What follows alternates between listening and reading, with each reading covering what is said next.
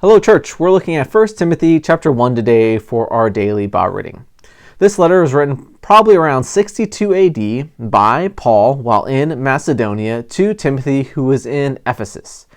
Paul had come across Timothy in one of his missionary journeys, and Timothy had become a companion, a disciple of Paul, someone who Paul guided and instructed and trained in Christianity so that he can now become a pastor, a teacher, a leader of the church in Ephesus.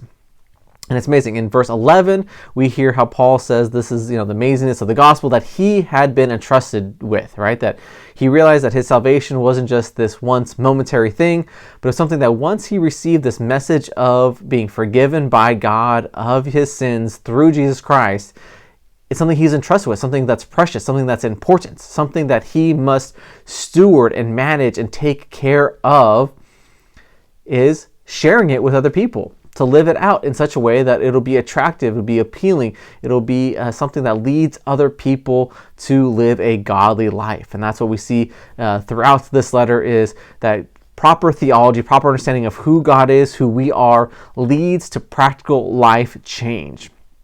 And I think that's one of the central themes of this letter.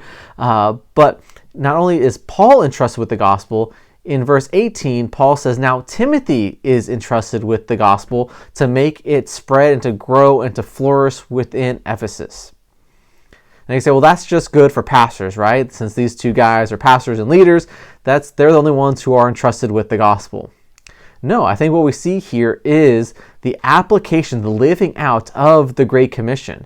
That is, Jesus commissioned his disciples to go and make disciples of all nations, teaching them to observe all that he has commanded, right? That is the key goal, not just of pastors, but of every Christian. The fact, if you're listening to this and you are a Christian, you've been entrusted with the gospel because somebody else shared it with you. Now, my question to you is, are you entrusting it? Are you training? Are you making a disciple, as we see Paul did with Timothy? It could take time. It could take years. It could ebb and flow in season. But ultimately, are we entrusting? Are we training somebody else up so they could pass the baton, so we could pass the baton to them, so they could pass the baton to somebody else, and the gospel continue to grow and flourish, and the kingdom of God can expand? So let's be encouraged by this, and let's be challenged by it, that we can be entrusted with the gospel, and let's make disciples. All right, church, have a great day.